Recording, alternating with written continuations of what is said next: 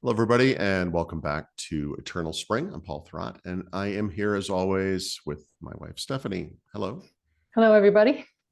So this week we renewed our temporary residency in Mexico for 3 more years. We extended it out to, I guess, March 2027. And today I thought we'd discuss what that means, what we did to get here, and what comes next, right? So going back to the beginning, as most of you probably know, we bought this apartment that we're in now here in Roma Norte in early 2022. And we started thinking about how we could spend more time here. You can get a tourist visa, obviously, for up to 180 days, excuse me, but that's iffy, and you don't always get that amount of time. So we decided to become residents, which allows us to stay here for longer periods of time. Yeah. Yeah. So last January, we started the process and we worked with Yvonne at Host Relocation Services. And for everyone there has been invaluable, helping us work our way through this process. The first step was involved applying for temporary residency for a year, which is the most common way that most people start. Right. And the way you start that process is you get an appointment at the closest Mexican consulate to where you live, which in our case was Philadelphia. So back in January, they approved our application and they applied a 30-day Mexican visa to our passports, as shown here.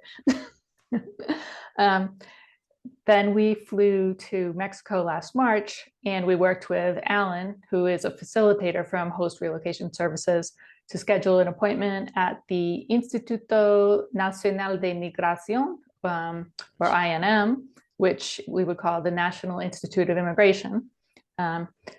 After a long 3 hours of standing in line and dealing with the Mexican bureaucracy, we got our temporary residency cards, and those were good for a year. So at that point, we were able to stay in Mexico for as long as we wanted at any point during that year. Right. And that's what we've had for the past year. We flew here twice more last year for 3 and 4 week trips. We presented our residency cards with our passports each time in immigration, so there was no question about time frames. And now we're here on our first trip of 2024, which was timed to the renewal of our temporary residency cards. So we could have renewed for 1 or 2 years, but this time we opted to renew for 3, which brings us out to 2027, which is nice. Once again, we worked with Yvonne and Alan at Host Relocation. And this past Tuesday, we had our Groundhog Day moments. We went through the same grueling process as we did a year ago, same wake up early in the morning, same meeting with Alan, who had put together all of our paperwork and got us our appointment overnight, same 3 hours of lines and waiting and wondering why nothing is happening, and same day-long exhaustion on the other end of it all, right? But this time, there were a couple of differences too. Yeah, so for this time, obviously now we have a 3-year time period where we can stay in Mexico for as long as we want to, and we don't have to think about INM or this process again for a nice long period of time. Another nice change for this time is that we did not have to supply any financial documentation to get our renewal. We had to do that a year ago. To get temporary residency in Mexico, you have to prove that you have either enough income or enough savings to support yourself and you're not going to be a drag on the country. So last year, we had to bring 12 months of financial verification to the consulate in Philadelphia to verify that we were financially solvent enough to stay here. This year, we didn't have to go back to the consulate at all. We don't have to prove any financial solvency, and we are able to stay here for much longer than we could last time. Yeah. I mean, oddly, late in the game in the process, I thought I was done. The woman who was taking my picture at the end started asking me questions I wasn't expecting. One of them was how much money I made every month, but it was clearly just part of filling out a form. There was no verification or anything like that. So not a big deal. Yeah. And I was not asked those questions, so go figure. It's just something that maybe happens and maybe doesn't. I was not asked any questions about my income or finances at all. And then because we chose the 3-year temporary residency option this time, the cost was higher in total, but lower if you average it out over the 3 years. So a 1-year renewal would have cost about $313 US. Renewing for 2 years would have cost about $470, and we paid just under $600. So even though we had to come up with more money up front, we've saved quite a bit of money compared to renewing it for a year at a time. Yeah, but honestly, we also save a lot of time and aggravation. Going back to I&M every year is not something I would want to do. It's time consuming and tedious.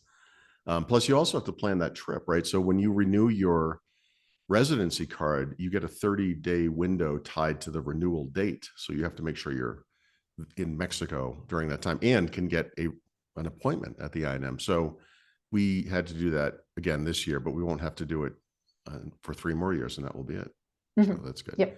Yep. And when we do renew again in 2027, that will be the last time, because we're going to get permanent residency at that point.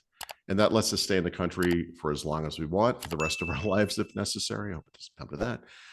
And unless something changes, we also won't need to prove our financial solvency then either, which is nice. Right. Yep. A few people have asked us about citizenship. That's not something that we have any plans to do. I feel like having residency meets our needs in Mexico. Mm-hmm. We want to split our time between Mexico and the United States. Obviously, citizens have rights that we don't have as permanent residents or temporary residents, and including the right to vote. But I feel like we can do everything that we want to do here with residency. We can own a home, we can open bank accounts, we can stay here as long as we want. So, I wouldn't say never, but it's not something that we have on our horizon at this point. So you have to learn how to speak Spanish. Well, we're getting there. Yeah, we are getting there. So there you go. That was our I&M residency renewal process in a nutshell. Thanks to Yvonne and Alan at host Relocation. Those folks are great. We're good for another 3 years. We can try to forget about visiting I&M again for a little while, which is nice. Thank you for watching. We'll be back soon with another video. Thank you. Bye.